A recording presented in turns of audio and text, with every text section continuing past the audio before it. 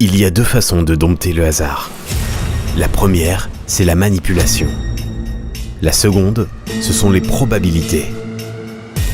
Mais si vous voulez faire fortune, il faut combiner les deux, c'est-à-dire manipuler les probabilités. Est-ce que tu sais ce que c'est ça? C'est une boîte de joueurs qui contient tous les objets symboliques utilisés par les joueurs. Donc je te les montre rapidement. On a bien évidemment le jeu de cartes, de jetons. On a le dé, le fameux dé du casino au coin carré. Et puis on a deux objets un peu moins connus, c'est ce qu'on appelle le billet de la dernière chance. Et puis ça, le Lucky Charm, le porte-bonheur. Et je vais te demander juste de mettre la main à plat dessus pour te porter chance. Et on va commencer par un choix très simple. Quand je vais claquer les doigts, tu vas lever ta main du porte-bonheur et tu vas glisser un de ces deux jetons vers moi, celui que tu veux. Et je précise à l'avance, celui que tu glisses vers moi, c'est celui que tu décides de me donner. Ok? Donc, maintenant. Ok, donc tu me donnes le 100, parfait. Le tien, ce sera le 500, on va le laisser en face de toi pour le moment. Maintenant, c'était une chance sur deux, c'était un peu facile.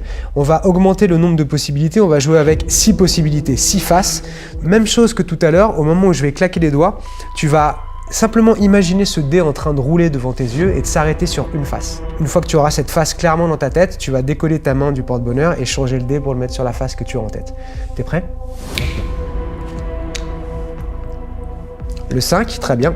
Et maintenant, Benoît, on va faire exploser les probabilités puisqu'on va jouer avec 52 possibilités, 52 cartes, toutes différentes. Et maintenant, au moment où je vais claquer les doigts, tu vas couper le jeu où tu veux sur une carte, au hasard. Maintenant. Sur cette carte, on est bien d'accord que tu aurais pu couper sur absolument n'importe quelle carte. Donc, une chance sur 2, une chance sur 6, une chance sur 52 et on obtient le 7 de trèfle, ce qui nous donne au total une chance sur 624.